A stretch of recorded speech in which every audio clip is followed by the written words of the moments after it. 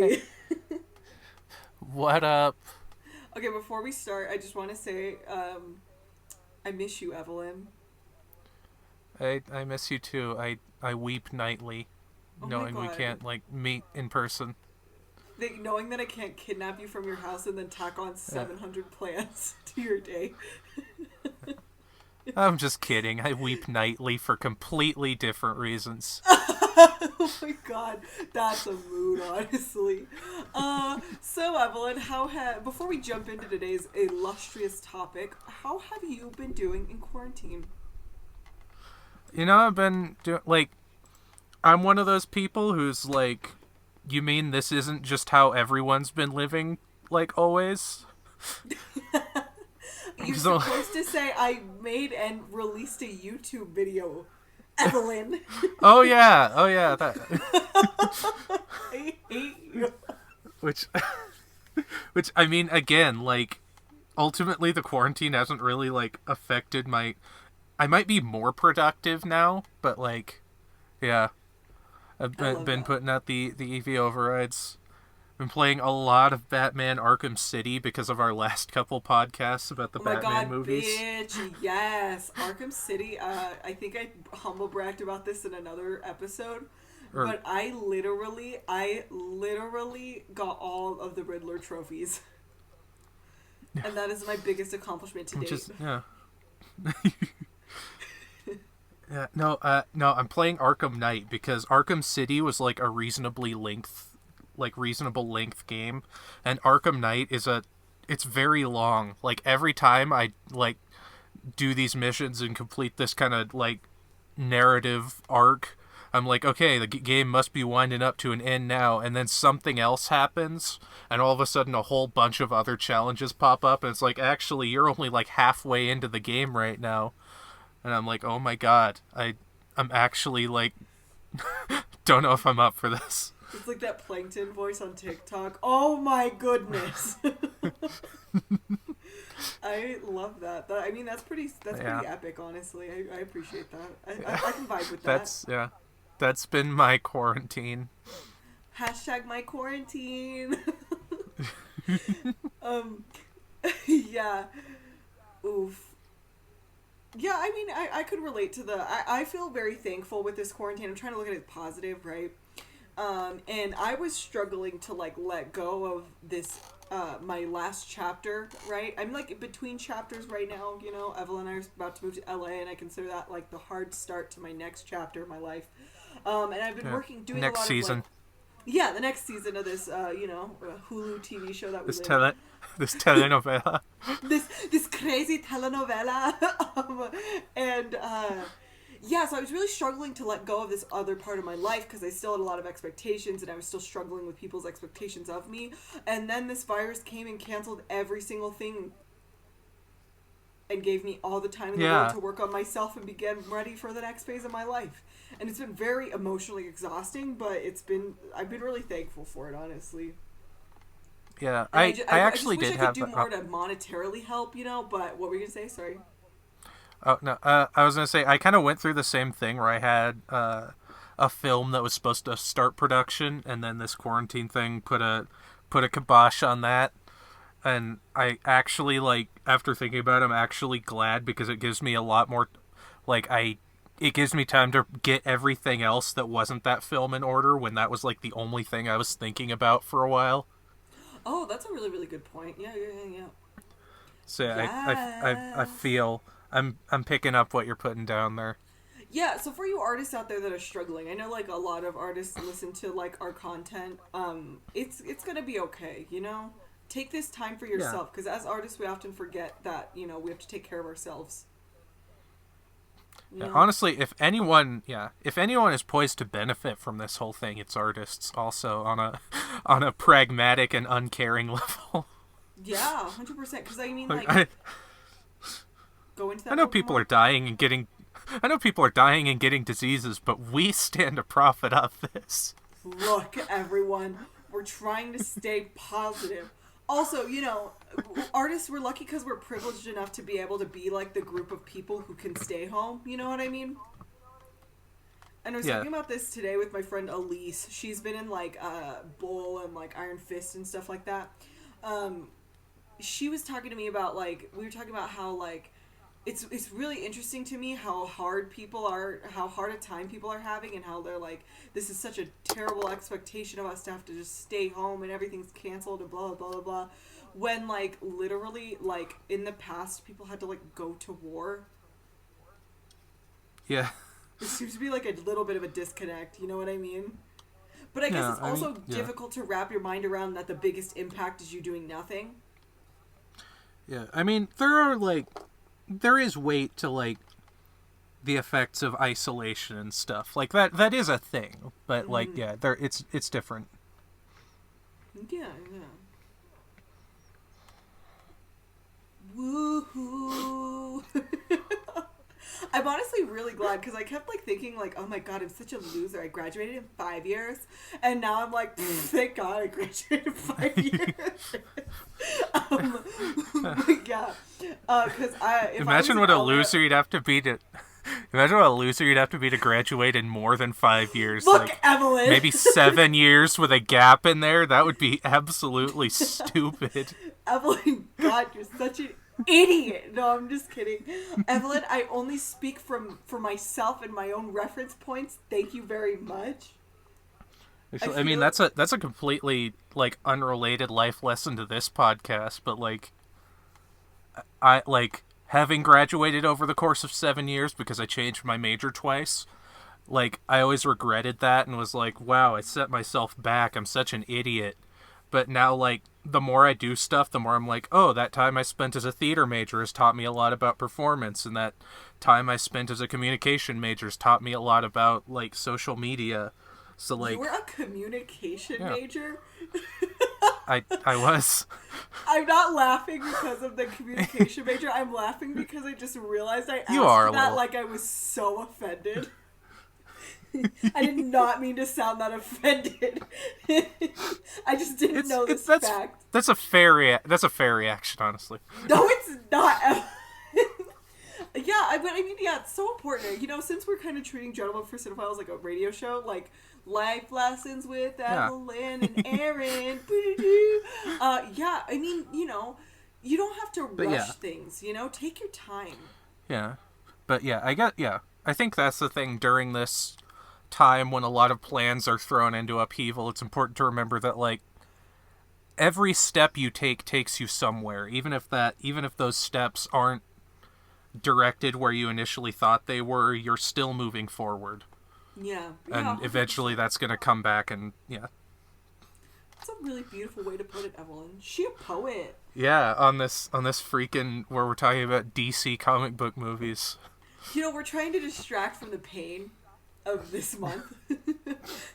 That Batman vs Superman episode, though, is still my favorite thing on the planet. I'll put it on and laugh. It was the best. That and I don't know, like, The Dark Knight Rises was also pretty great. I agree. Yeah, no, that one was super good too.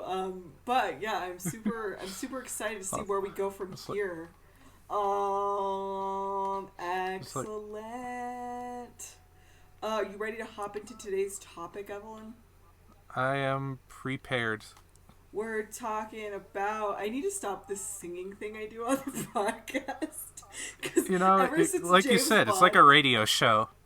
Yeah, I mean, that's true. We should get like a cool sound mixing board thing when we move to LA. Yeah, we can be like Return to Night, or Welcome to Night Vale always has the weather, where they just bring on a musical guest.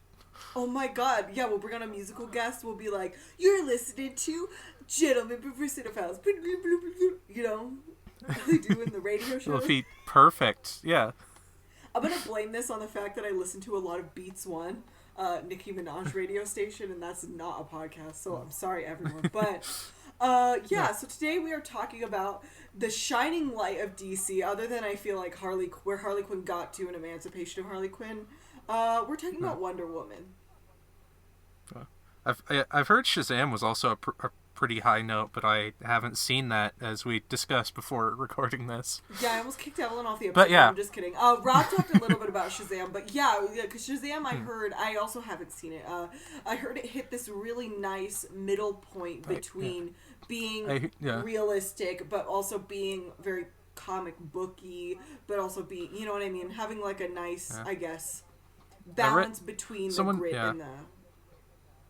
Yeah. What were you gonna say? I read between Shazam, like Shazam and Captain Marvel came out around the same time, and someone was like, "Oh yeah, this will always be remembered as the season where Marvel made a DC movie and DC made a Marvel movie."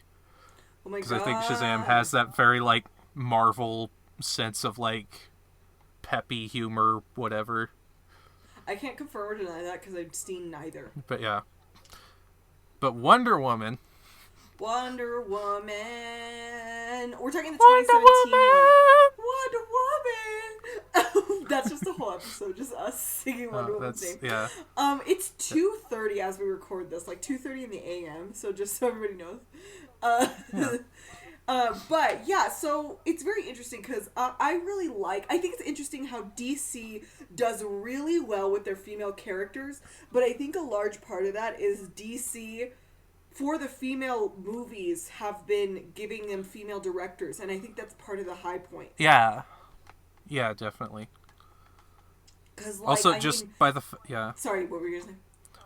I was gonna say, also, they're giving them female directors, which means they're not giving them to, like, the same 2 or 3 male directors that have gotten all their other movies, which just by, like, in and of itself means that we're getting a different lens. Which, like, you know what, Zach? I still don't. I wasn't gonna say his name. I wasn't going to speak on his name.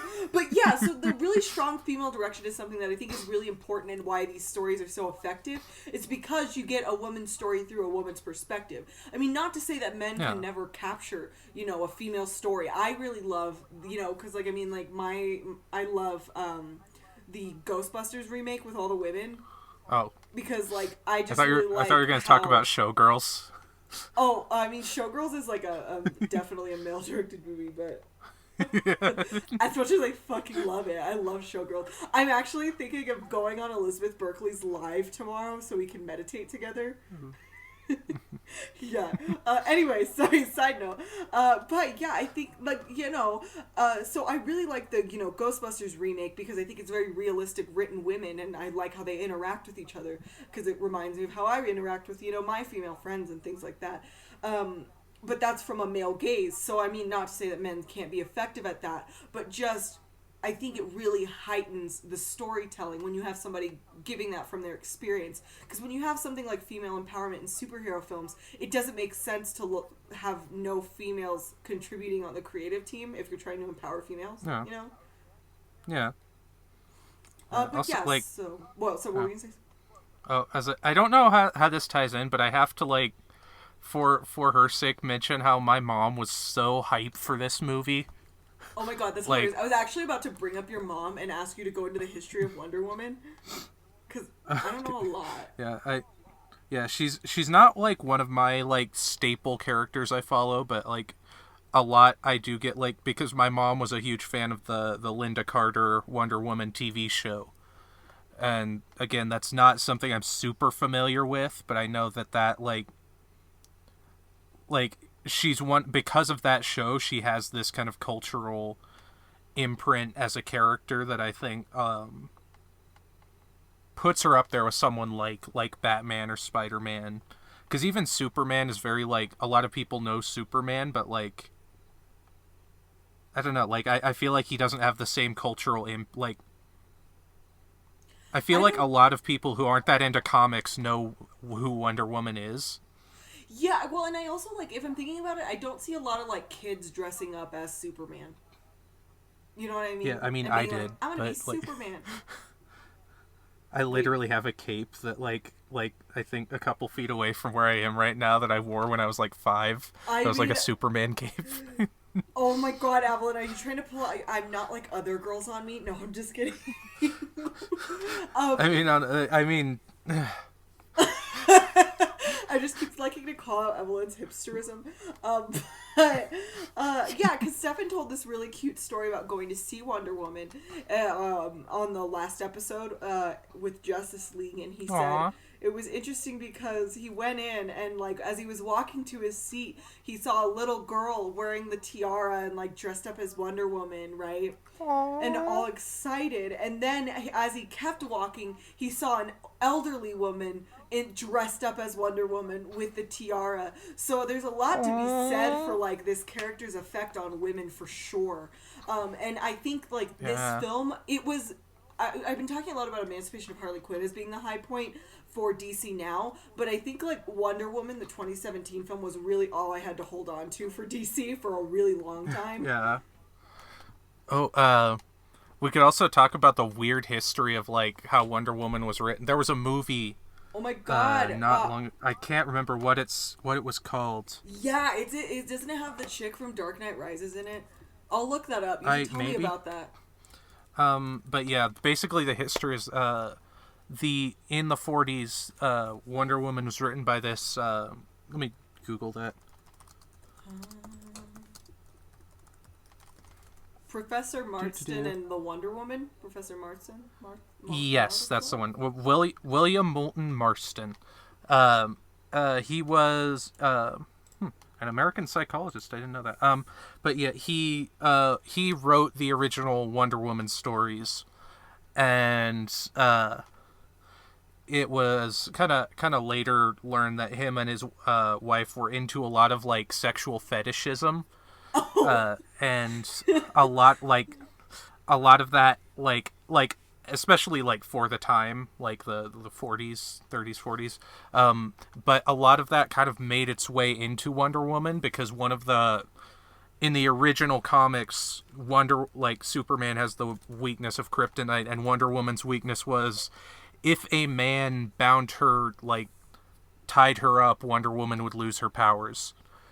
And so that was like this weird aspect of the character that kind of like, I think they've like retconned that and changed it, but that is like this weird part of Wonder Woman history that I wanted to bring up.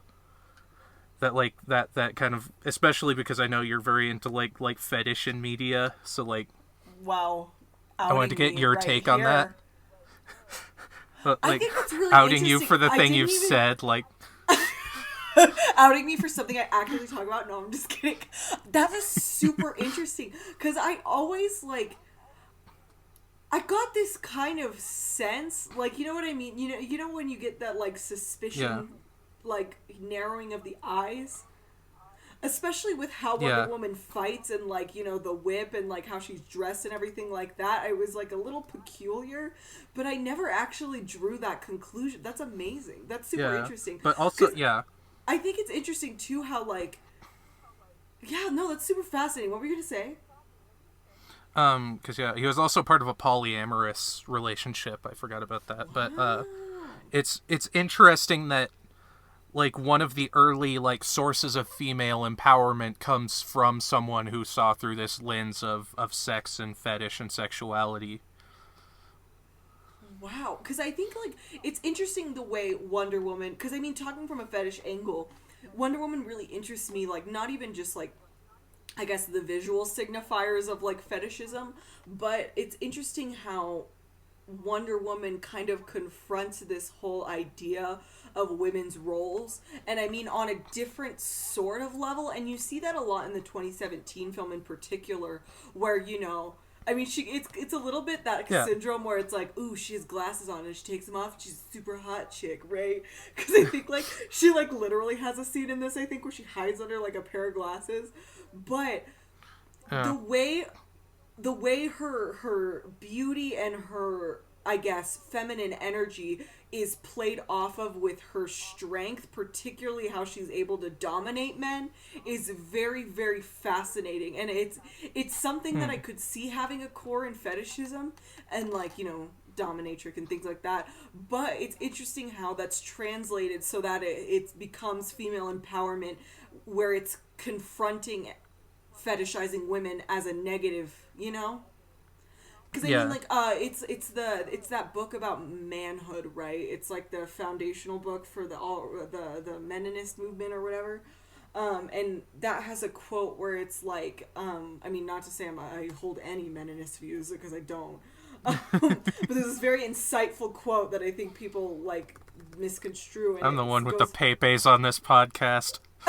"Oh my god!" Now you're calling yourself out. Oh my god.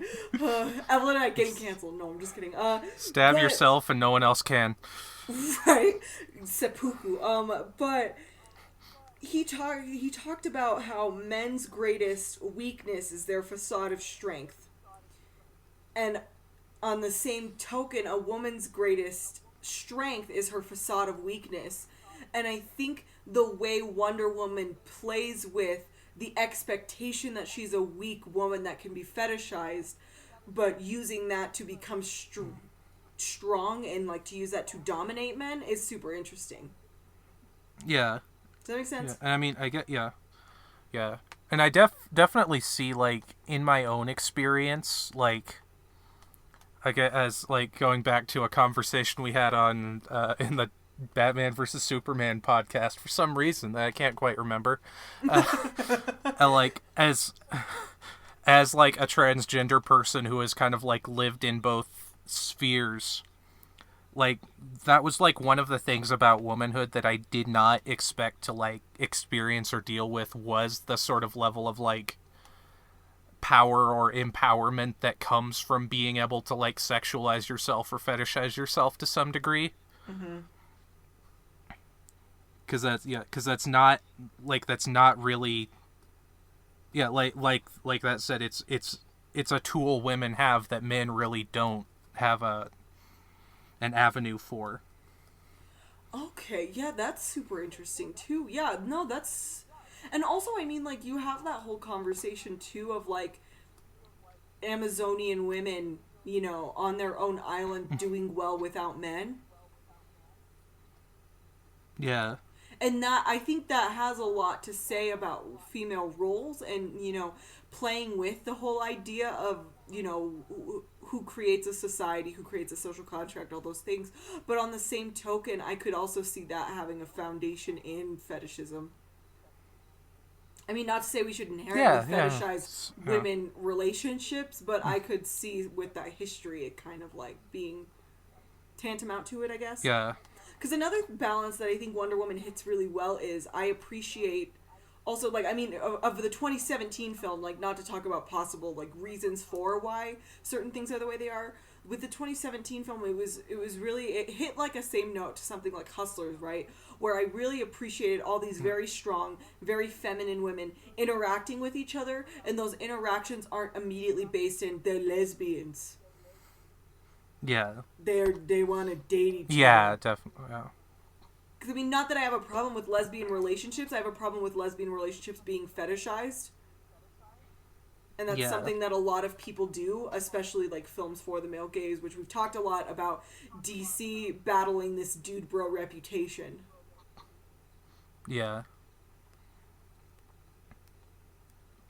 I don't know how to segue into it, but, another, like, as far as the portrayal of women in this, I think there's also, like, conversely, the fact that this film is able to show a character who has, like, a level of, like, still has a level of warmth to her, because I was taught, like, my original experience with Wonder Woman was from the Justice League cartoon, the, like, early 2000s, and that portrayal of the character, I always preferred the hot girl character on that show, because that version of Wonder Woman was the very, like, stoic one who was always like, oh, this is just stuff from the world of man, and kind of, like, sneering at everyone, and not really, like, not sneering, but, yeah, very, very stoic, and very, like, hard, like, as a character. Yeah. And comparing that to the Diana in this film, where she's someone who's very capable of being very strong and very powerful, but also is like sees a baby and like gets all wide-eyed, or has this kind of like like charm or warmth and is like able to smile and laugh about things is I like yeah again I think it's a line that a female filmmaker is able to walk that like because when you look at like male filmmakers who try to make a strong female character, they almost make her this very like almost genderless like personality because they're trying so hard to not like I think of like one of the big female character icons is Sigourney Weaver in Aliens. Yeah. And like that feels like an example of that character who's very like deliberately trying to make her as like very unfeminine so that they can say they're not like sexualizing or anything. So having having a character who's able to walk that line. Yeah, and I think it's like it's a difficult place for male filmmakers, you know what I mean? Because like I also think it's exacerbated by this difficult place that women are at with their identity. Because we see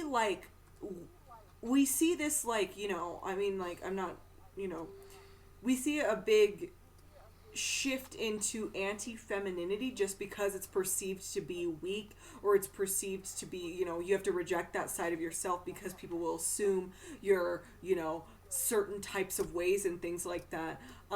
But did you just message me a picture of Jesse Eisenberg? Maybe I did. Maybe I didn't. The people at home will never know. Oh my god, Jesse Eisenberg is honestly, he's kind of a snack as Lex Luthor. I'm gonna say it. Stop that. Jesse, if you're out there listening. That is the line in this. That is the line in the sand I have to draw. I'd listen to him talk about God and man at least one time, and then I'd probably get annoyed. I'm just kidding. But yeah, so women are at this weird place with their identity where we feel like we can't be hyper feminine, but we can't be, you know, not feminine. And it's interesting to me that, like, you know, when we look at, you know, rejecting gender, it always is kind of like, we always kind of like reference point it straight to masculine, you know what I mean? Things that are like inherently both genders, or like, you know, things that are like, you know, I'm trying to think how to phrase it, but like, you know, androgyny is inherently masculine still, you know what I mean, I guess. So even when women reject themselves as feminine, or when they're trying to relook at women's roles, they still end up becoming masculine.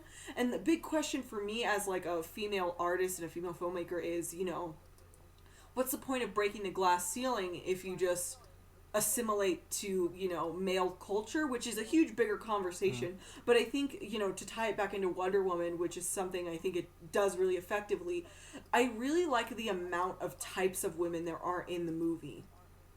Because you get a really strong representation of that kind of rejection of femininity in order for, you know, power and for, you know, what is the word? Opportunism. In the kind of evil character that's, what is her name? She's making all of the bombs. Yeah, what was her name? It was like Dr. Poison or something. Is her name really Dr. Poison? Well, like, that's what everyone calls her. She has, like, an actual name, but, like... Nick and I, in our Van Helsing episode... we talked about how that same actress who plays the villain in this film also plays one of the like extremely sexual vampire women in Van Helsing. Holy shit! And like, really? Like that is some range. That's iconic. Yeah, because her character's really interesting. Yeah, the Dr. Poison character, because like, you know, she rejects everything that's feminine about her in order to gain power under a male-dominated system, and it showcases the horrors of that. But it's very interesting because with all the facial scars and things like that, with the gas and all that stuff, you know, she loses the absolute ability to embrace her womanhood. And that's why when, you know, Chris Pine comes to talk to her at the party and, you know, feigns attraction to her, it makes a lot of sense why her anger towards that is so justified. It's because she thinks that, oh my god, there's somebody who is drawn to the feminine side of me, but it's in actuality there to use her. And then in that, she falls even deeper into this whole relationship with her work as a kind of as a way to, I guess, replace being a woman, I guess. Does that make sense? Does that make sense? Yeah, I think so. And I'm also not saying that women should have to assimilate to, like, you know, stereotypical roles, but, you know, it's weird to me how so many women think empowerment is rejecting their feminine qualities. Yeah. You know? Yeah, empowerment is being yourself, regardless of what that entails. Yeah, 100%. And so, yeah, I think, you know, Dr. Poison... How's that for a non-statement? That was a beautiful... Let's put it on a t-shirt. Let's sell it. Even, like, so, yeah, you have Dr. Poison on that spectrum of womanhood. You have the secretary who kind of walks Wonder Woman through... This is how you be a woman in society. Yeah. on another side of the spectrum. And ends up in charge of a bunch of men at the end of the film. Yeah, 100%. And then, you know, you have Wonder Woman hitting this really beautiful medium where she's both feminine and strong. And I really love that. Yeah. Yeah. And I also, yeah, okay, and I struggle some... Oh, sorry, what were you going to say? Go for it. Because I was going to segue. Well, I was going to say, like... Yeah, like, I think gender is always, like, kind of a... sorry, I had a totally tangential thought there. Like, talking about gender... is in Batman vs. Superman? Because it was something that could easily be construed as, like a hashtag only two genders inflammatory statement. Because, like, the way, like, basically, I think whenever you talk about the way women are depicted in a film, it's always, like, gender is very much one of those things that, like, one thing doesn't really exist unless it's in the context of the other thing. Yeah. And so I think, like, the way, like, at least some of the men are portrayed is really interesting, because you do get, like, a lot of, like, some of that, like male characters who don't really, like, respect her because she's a woman. But you, Chris Pine's character, Steve Trevor, like, I like the way they worked with him, where he is, like, he kind of slowly has to like learn what she's capable of, but for the most part he is this encouraging, like, male figure. Yeah, I really strongly appreciate him as a character. I think you're completely right in how he hits that nice balance between needing to learn the strength of women, so, like, you know, it doesn't feel like he's, like, completely disconnected from his time in the reality, but, like, also, yeah, it's really important. I like that a lot. Yeah. Because I've always felt like that's kind of the corollary of representation, is, like, we need more representation of minorities, but we also need more representation of, like, your standard cis-het white guy who is able to exist alongside these minorities without it being a problem. Yeah, because then it allows men who may not feel that way to have somebody to kind of, you know, I don't want to say correct the behavior because that sounds a little dramatic, but correct the behavior. But yeah, it gives them a positive male role model. Yeah, it's less saying, like, you get out, this is our time, and more saying, like, hey, there's room for all of us, we just need to, like, learn to do that a certain way. Yeah, 100%. And I always get it mixed up. Is it this film, or is it Batman vs. Superman, where she looks at all the things, all the people? I think all the other Justice League members. That was Batman vs. Superman, but they tie it in because this film starts with, like, the framing narrative of Batman sends her that photograph, and he's like, oh, hey, I thought you might need this, and then she has the whole extended flashback that is this movie. I don't want to be that guy, but how did he get it? The photograph. Because he's the goddamn Batman, that's why. Yeah, Stephanie and I talked a lot about how Batman is the world's greatest detective, and, like, nothing has talked about that yet. Yeah, well, again, not to go, like, peak nerd, but, like, the Batman animated series, like, made really good use of, like, Batman as a detective character. And I feel like a lot of the films, maybe because they feel like they're superhero films, so they need to be fast-paced and hard-hitting and all that, like, they don't do nearly as much as they could with the whole Batman as a detective thing. Oh yeah, that makes a lot of sense. You know who I do love in this movie though? Ooh. Um, because I fucking loved him when he was in Harry Potter. Oh. Aries. Yeah. Whew! I was like, Who plays Ares? Is that a spoiler? oh, I mean, at this point you should just like.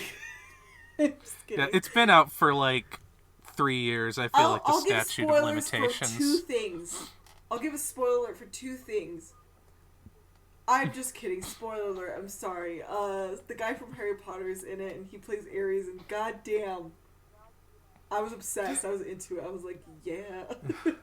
I also really like how he's not like, I mean, like not to like shade him as a character, but he's not like. It feels nice to like not start with the world's worst threat that's ever been experienced, because honestly, like, I don't believe that at a certain point. And you know, with Justice League, I think they go a little too like gung-ho, starting off with the worst conflict ever, as opposed to taking a step back. Because I mean, like, comparing this to Marvel, not to keep doing that, but like, you know, there are 2 reference points for superhero movies. You know, you have this film kind of feeling like she's going up against a villain like Loki. She's not going up against, like, Thanos right away. Yeah. Also, like, I realized something. I was talking about Batman versus Superman with my brother after having watched it. And in the Batman dream sequence, when he, like, sees the apocalypse and all this stuff, there's a giant, like... There's this giant, like, Omega etched on the ground. And in DC Comics, that Omega symbol has always been tied to Darkseid, he's literally Thanos. Like, I think someone worked at DC, wrote Darkseid, moved to Marvel, and he was like, well, I'm going to write the exact same character, and made up Thanos. So like, hilarious. Because that's exactly DC, how Stefan DC was described it literally... Yeah, DC was literally foreshadowing, like, their Thanos already in Batman versus Superman, which... Oof. Oh, oof, oof. That's how I feel. Yeah. But yeah, it's like, don't start but Wonder there, Woman because then you didn't don't do have a that. place to grow. Yeah, in Wonder Woman, it really Yeah. feels like there's a place to grow, which makes me excited for, like, you know, moving into 1980 or whatever the next one is. If we ever get to see it, or if the apocalypse hits before. But, yeah, I really appreciate that. There is a criticism of the film, though, that my mentor, Robert von Desinovsky, raised to me, and I feel like I have to, you know, I mean, I have to give voice to it, because it's one of my areas of study, so I'm going to talk about that. There's this problem that American film gets into with portraying this whole era of World War I and World War II, right? Because World War I, for some reason, people in commercial film especially have a very difficult time making films from World War I. So the cultural perception is always, you know, this is World War II, the Germans are Nazis, blah, blah, blah, which is a gross oversimplification of all of the events, but also leads into kind of like creating... It's just incorrect, right? And the difficult thing that this movie does, it gets into, is it acts like Nazis were a thing during World War I in action, right? Whereas, you know, World War I set up the foundation that would later create Nazis in World War II. It wasn't the opposite way around. So I have a little bit of problems there, but that's kind of like, that didn't ruin, like... It didn't ruin my overall perception of the movie. It's just like a little like criticism thing that I wanted to bring up. Yeah. Well, also conversely though, I do like they definitely stumbled with that, but I liked the like it's a superhero movie, you know, so it's okay if they're a little on the nose sometimes. 100%. They have this line where he's like they defeat Ares and he's like or they're trying to defeat Ares, and he's like, I wish there was one thing we could defeat that would end this war, but it's not always that easy, or something along those lines. Mm-hmm. And I did like at least that kind of acknowledgement of, like, this isn't a conflict where we can just defeat one bad guy and the world is suddenly saved. There's a lot of people at a lot of different varying levels of fault are involved with this. And, like, I think both as a war film and as something talking about like gender and kind of the like like relationship between genders. Like that's I really appreciated that mindset of like giving us the heroics, but also like pointing out that sometimes it's like you can't always say like these are the bad people we need to get rid of and everything will be fine, because everyone is a little bit at fault. Yeah, 100%. And I think it's also like important. Like I think in terms of playing with expectation and things like that, the way the film ends with, you know, Wonder Woman and Chris Pine's relationship. I'm all over the place with names. With Diana Yep. and Captain Steve Trevor's relationship. That's because DC had to have their actor named Chris playing a character named Steve during a world war. Oh my god, yeah. I mean, like, thank you, Superman. No, I'm just kidding. Like, Superman, like Captain America. Sorry, I'm struggling. It's 2:30 a.m. It's 3 a.m. But Pshaw. I like the place it gets to in their relationship where, like, he sacrifices himself, because I really appreciate that interplay, because it really plays with what we expect from not only characters like Steve in these superhero movies, but it also plays with, you know, the whole kind of traditional Hollywood narrative of, you know, they end up together at the end and it's so beautiful and it's so freaking great, which I'm excited. I'm not gonna make any like overarching statements yet, right? I'm very interested to see what they do with the next Wonder Woman film, because Chris Pine is back and I don't know why or how. Yeah. I don't know who, what, when, I've where, heard, why, or how. like, yeah. I've talked to some, like, at least one person who's very, like, hopes that they don't, like, do that in a way that completely ruins his, like, the way he ends in this movie. Yeah, because... Yeah. Sorry, it's so strong the way it ends in this movie that I'm, like, hoping that they do a cool twist with it. Yeah. Because I know, like, there's a precedent in the comics where, like, I want to say he came back, like, at least 3 separate ways. There was one time, like, it was, like, a parallel universe version of him, and there was one time, like, I think, Aphrodite was like, hey, yeah, Diana, you've been pretty cool. I'm gonna bring Steve back to life. And she's like, what? Okay. She's like, And, like, but yeah, like, yeah, I don't know. It'll be interesting to see how they handle it. I'm gonna pop some cash. Only got $20 in my... Sorry. Also, the next Wonder Woman movie is going to introduce the villain Cheetah, and I think that, like, has the potential for some really interesting stuff, because I know, at least in the comics, that character's motivation is very much tied to almost kind of like Jim Carrey was in the Batman movie he was in, where she was this person who kind of idolized and looked up to. Who was Jim Carrey in a Batman movie? In Batman Forever, he was the Riddler. Oh my god, that's right. Okay, I'm back on board. Okay, sorry, I got confused. But, like, I want to say it was a similar thing where she kind of looked up to and idolized Wonder Woman, but then eventually, like, that turned into resentment, and so she, like, did all this stuff to herself in a bid to, like, compete with this woman that she once, like, looked up to. Oh my god. Why does that hit like, different? Is that my life? No, I'm just kidding. But, like, so there's a lot of potential for this next film if it goes any of the ways it seems like it very likely could.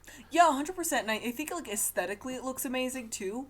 And I think Patty Jenkins just has a really strong direction, so I'm really excited to see what she does with it. And definitely. I think she took a writing role on it, I think, that she didn't have during the first Wonder Woman movie.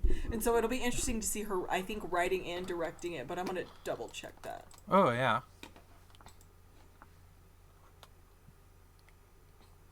Yes, I mean, she co-wrote it with 2 other authors, but yeah, she's a writer, whereas she wasn't for the last one. So that's super cool. You just cut out, like, hardcore.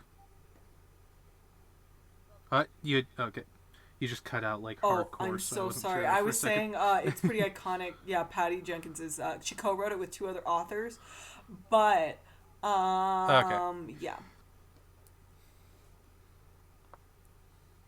I really like Kristen Wiig too. Hmm. So I'm super excited to see like what happens there. Yeah. But yeah, I think, We'll Wonder see. Woman was a really high point. Do you have anything else about Wonder Woman?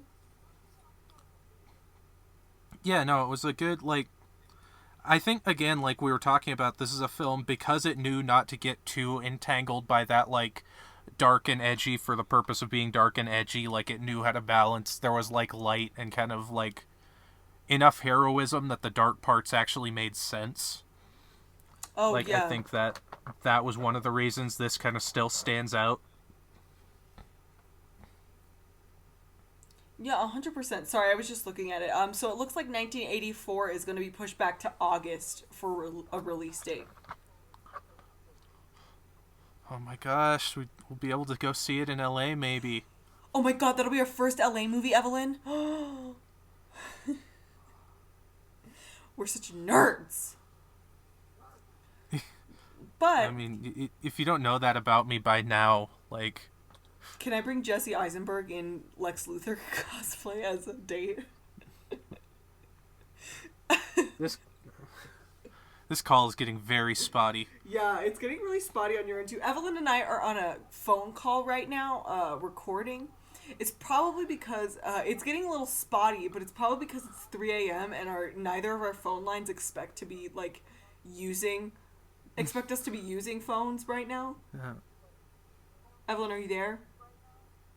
Yeah. Okay, let's go ahead and wrap it. Yeah, it's like, all right. Here, one So yeah, second. Wonder Woman. I'm gonna send Evelyn a message. It's just she can't hear me.